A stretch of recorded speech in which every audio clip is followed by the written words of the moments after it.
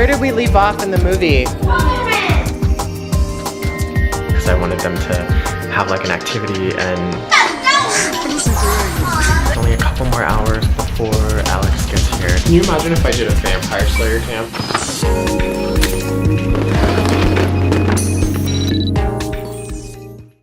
Am I sick? My voice sounds weird. Am I sick? Oh, my voice. Something's happening.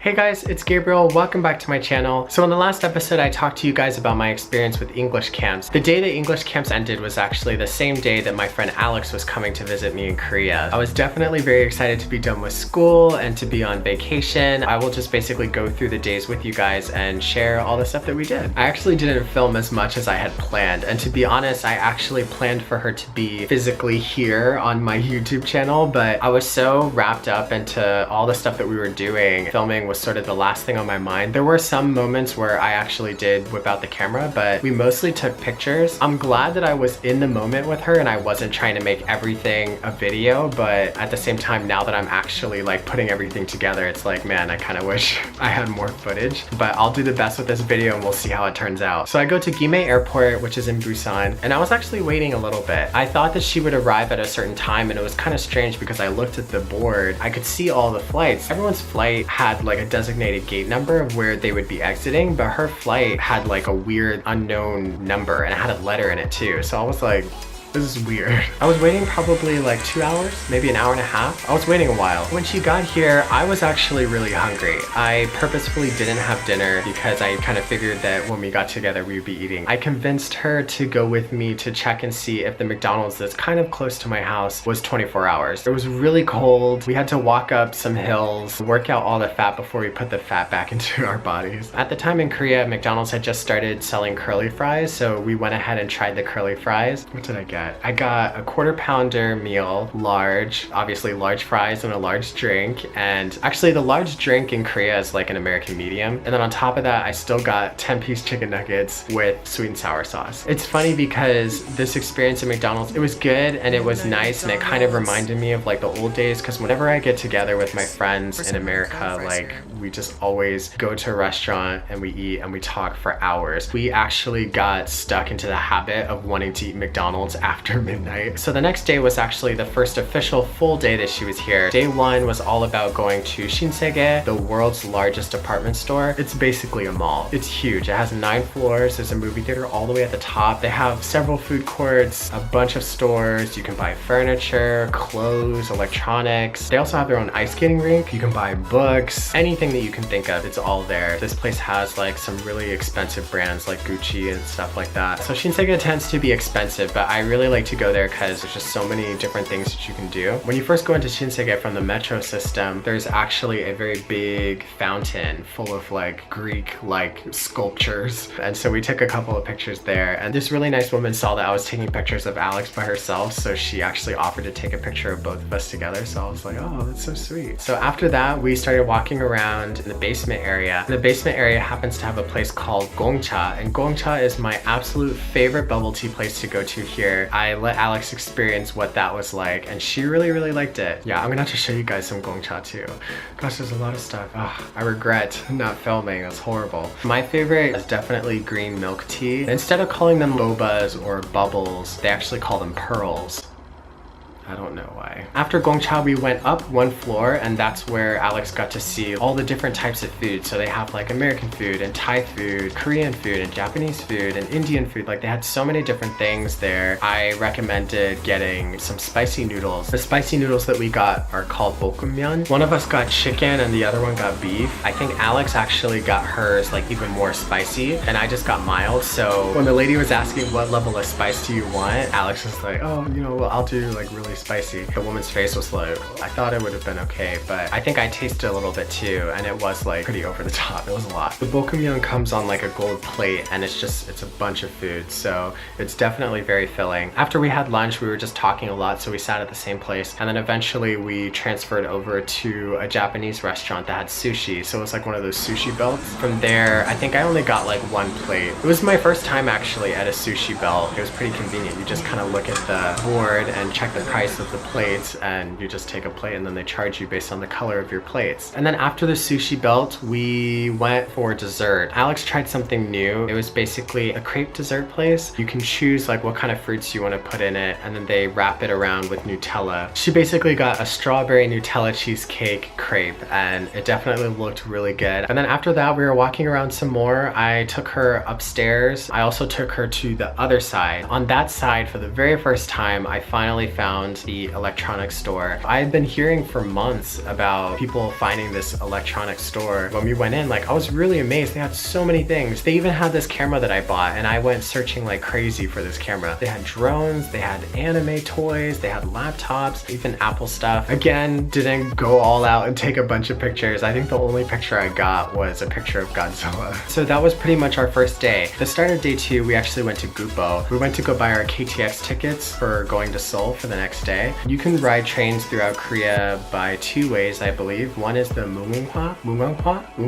Something Hwa. It's a slower train. And then KTX is just a really fast train. KTX is more expensive. It goes a little more directly. If you take a KTX straight to Seoul, it takes about 3 hours. Whereas if you drove or took Mumunghwa, it could take like 5+ hours. After buying the tickets, then we went to Samyeon. Ever since I went there a couple months ago and saw all the stuff that's there, I was like, oh my gosh, and it's closer to home than Shinsegae. So lately I've been going there a lot. So I was definitely very excited to show Alex this place. She also liked it. The only sucky thing is that it's so cold outside. And Samyeon is a place where you can sort of think of it as like an outdoor mall. It's just full of a bunch of people. There's so many things going on. They sell street food. You can go to another department store. You can find any type of restaurant. There's movie theaters. You can shop underground in the metro system. I like simply just walking around, but my normal go-to places are McDonald's. I also go to Papa John's there a lot. I used to go to a Papa John's at PNU, but the one in Samyeon is actually bigger. I like to stay within the metro system, and they have a Lotte department store in there. Even more recently, I actually discovered more sections of the Lotte department store that I wish I had known when Alex was here, because we could have definitely explored more things, but you live and you learn. I know it was only the second day, but this was the first time Alex told me that she was actually like really glad that I brought her to this specific area, because there was just so many things going on and she seemed to really enjoy it. Not that she didn't like Shinsegae, but I guess because it's outside and there's just so many people, you kind of feel like there's just a bunch of stuff going on within the community. So I think she was like feeling that. We ended up deciding to go to Papa John's, of course, and I let her try the Papa John's favorite pizza. If memory serves me correctly, I think she told me that she also agrees and thinks that this pizza is actually better than it is in America. So, but I don't think she liked the garlic sauce though. I should have probably asked her all these things before I filmed this video. And it was nice to go with a friend. After Papa John's, we went back to Gongcha. There's a Gongcha in Samyeon. And at this point, I was learning Alex is becoming just as obsessed with Gongcha as the rest of us. And so that was pretty much it for day 2. Day 3 was about us getting to Seoul. The next morning, we had to leave pretty early. We went to Gupo, we got on the KTX. I always forget how comfortable KTX is. Like, it's so quiet and it's so peaceful and it's just very smooth. One of the workers was going by with a cart and she asked us if we wanted anything. At first I was gonna say no, but I saw the red bean bread and somehow the lady had revealed to us that she had a bunch of chocolate type of drinks. She was like, yeah, I have chocolate coffee and I have chocolate latte or something. I think Alex got chocolate coffee and I got like something hot chocolate based. It was definitely very good. We get to Seoul and it was so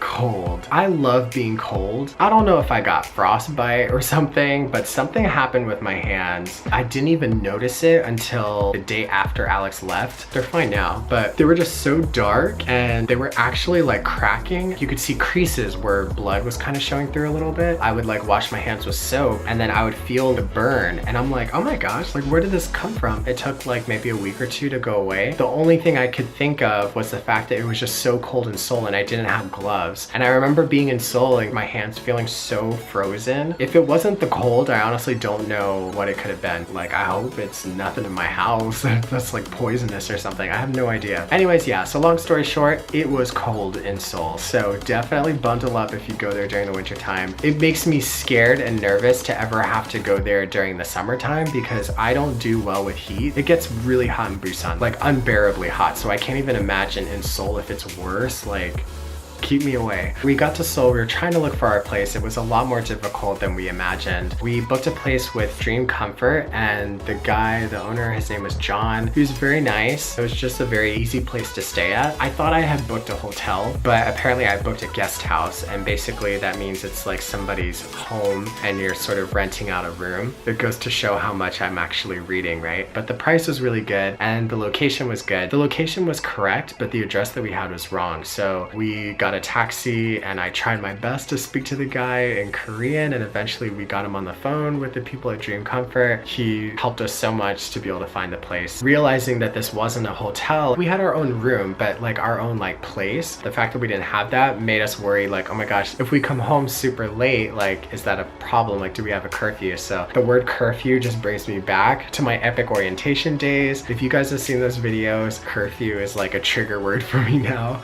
So we asked the guy, he was like, no, there's no curfew. You guys can do whatever you want. We're like, oh, okay, thank goodness.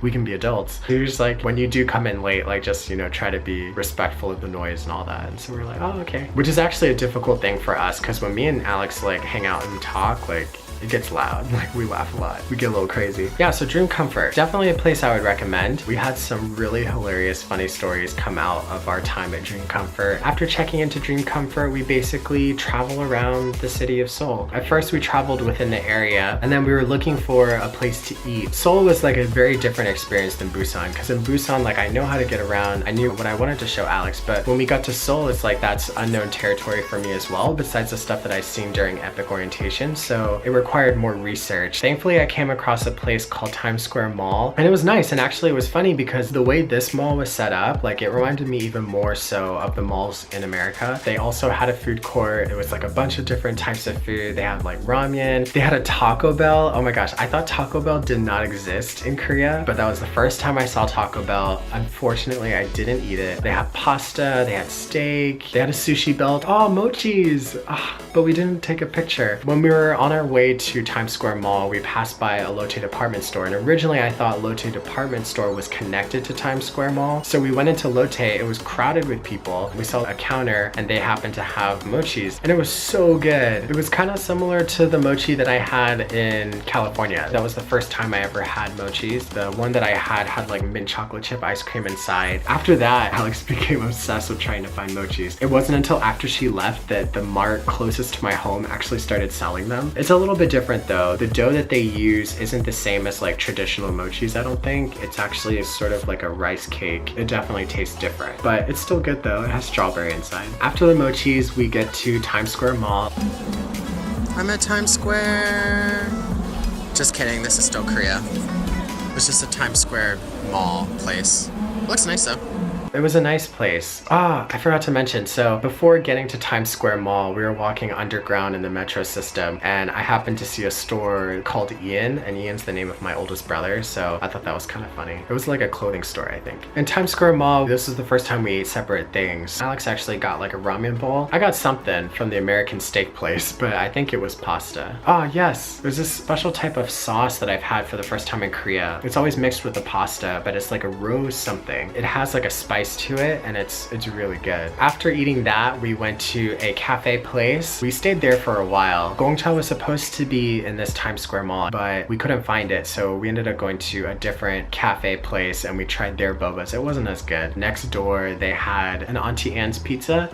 Auntie Anne's pizza. They had an Auntie Anne's pretzel place. I got some Auntie Anne's from there. So the next day was day 4, and day 4 we did a bunch of stuff. The first part of it was about Gyeongbokgung Palace. It was my mistake. I didn't realize that Gyeongbokgung actually has a time that they close. I didn't think it would be as early as it was. I want to say it was like 4 or 5 o'clock. We took the metro system. The metro system in Seoul is just so like, it's so confusing. I'm a lot better equipped to deal with it now than when I was there during Epic Orientation. I wasn't even trying to understand the maps. Like, my friends were much better at it, so I just let them deal with it. But obviously, because it was just me and Alex, like, I kind of had to like figure out what I was doing. Busan is just so simple though, but in Seoul, like, there's just like so many different options and things are just crisscrossing all the time at like every stop, and it's just like, oh my gosh, it's too much. Yeah, so we go down into the metro system. I saw the staircase that's kind of famous, or at least I think it's famous. I didn't realize it was what it was until somebody was like stepping on it, and it's like a staircase that actually lights up, and and plays piano keys. It has like sensors. Unfortunately, when I started my Snapchat video, it was a little delayed, so I don't think I actually got much of the sound, but I'll still show it to you guys anyways. And then also down there, we saw like this arc. I have no idea what it is, but she stood under it and we took a picture anyways. And then we were making our way towards Gyeongbokgung Palace. When I went to Gyeongbokgung, we went by bus, so this was my first time going through this type of entrance, and it was really interesting. It was kind of like an underground, like I almost felt like I was in a pyramid. Everything is just kind of cream looking, and there's just pillars and stuff, and then eventually it leads to an exit, which automatically leads into the entrance of Gyeongbokgung. Once we got towards the entrance, I was realizing, okay, there's a lot of people like not here, and the people that were in the area were kind of like walking in our direction, and I saw some security guys, but we still took pictures anyways. I realized that this entrance actually led us to the outside of Gyeongbokgung, and if Gyeongbokgung Palace was still open, then the doors would be open and we'd be able to walk through, but they were closed. We were stuck having to just only take pictures of the outside. Alex saw a little bit of it through the creases of the door, but mostly we just got pictures from the outside, so I felt bad about that. Off into the distance, you can see like some mountains, and then of course the sunset. I forgot how big the doors were in Gyeongbokgung. Like they're huge. It wasn't until Alex was standing there and I was taking a picture of her, even like the locks and the chains and stuff.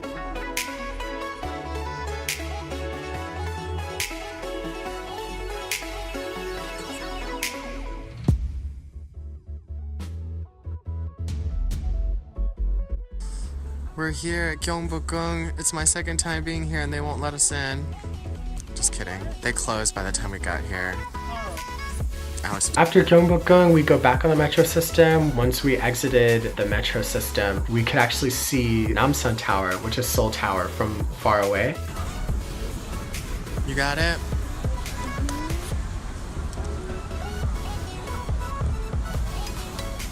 Oops, I touched the phone. After that, we started walking the city, and the city was just so beautiful. That's one thing I can say about Seoul. Like, it's so nice. Everything feels like Shinsegae, if that makes sense. Like, I go to Shinsegae because it feels like a city, and there's just so many things to do. Like, Seomyeon, so many things to do, so many restaurants and food places. Like, that's what a lot of places in Seoul felt like. There happened to be another Shinsegae. I don't think we went inside. It was nice because they still had like Christmas lights and stuff up, so it was really, really beautiful. And then right around the corner, that's where we found our restaurant. Alex was saying that she wanted to try Korean barbecue, and it was something that I was recommending for her. I just get nervous about going to Korean barbecues because whenever I go, there's always somebody that's like legit fluent in Korean and they know like what kind of meats to order. I don't know all the meat names, and on top of that, just looking at the menu and looking at the different quantities, it was a little nerve-wracking to think about how I was going to figure that out. Thankfully, it all worked out, but that's the only hesitation that I had about taking Alex to a Korean barbecue. And they can also be expensive too. So my worry was I order a meat, something that I think is good, and then it turns out it's not good, and we have to still spend like $15 or $20 just on that portion. So I don't remember exactly what I got. I want to say one of them was gaburi something, maybe gaburi-san.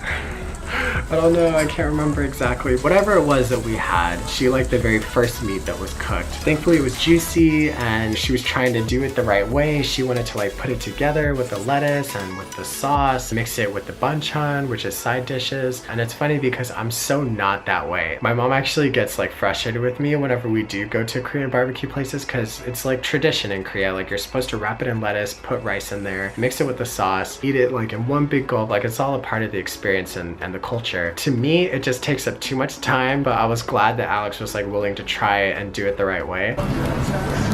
Just one? Just one? Yeah, you can do one or two, but since there's not a lot for now, just do one. Yeah.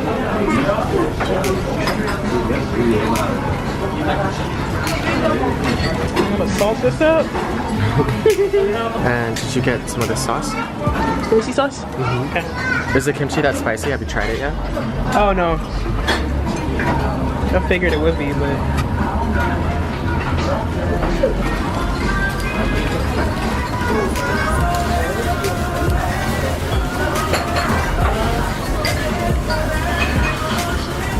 wait.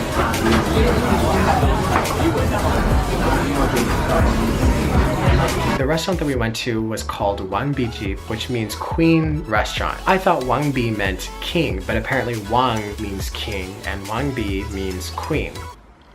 I think. But yeah, so Wangbiji, that's where we went, and that's actually a chain, and thankfully they happen to have one in Myeongdong. We were actually going to go see Nanta, which is something that I did during Epic orientation, but I wanted so bad for Alex to experience what it's like, and I tried not to tell her like what it's about. I didn't want her to have any guesses on what the experience would be. I just wanted her to kind of trust me and believe that she would enjoy it and she would like it. It's a cooking musical basically. While they're doing these crazy technical drum numbers and stuff, they're also cooking a meal and telling a story. But the cool thing about it is that if you guys saw my video on Nanta before, then you guys know that my friend Patrick was actually called up as a volunteer, and I knew that there was a chance that that could happen this time. I was hoping that it wasn't me, and I told Alex that there was a possibility they could choose her. It kind of made her nervous. The first time they went out to go find volunteers, Alex and I just kind of like looked away. We're just like turning our shoulders so that they didn't look our way. So we escaped that one. But then the second time they called for volunteers, this guy, he passed us, so I thought that we were safe, but then he came back and he started reaching in our aisle. And the thing is, in our aisle, it was literally Alex, me, and then a bunch of empty seats, and then another woman and someone else on the end. When he reached in our aisle, I was like, oh my gosh, it's either Alex or me.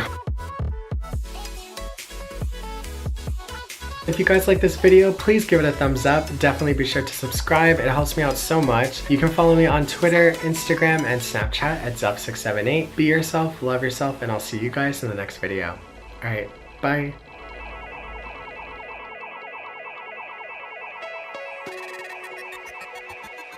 They're trying to get their son's Turbo Man, but Turbo Man is like the hottest thing and it's like sold out everywhere, so, which I guess is why the Korean name is sold out, but it's really, really good and my kids loved it. Okay, all right, it tastes good? Yes? Okay, I'll do the butter for you. Okay, just wait 1 second.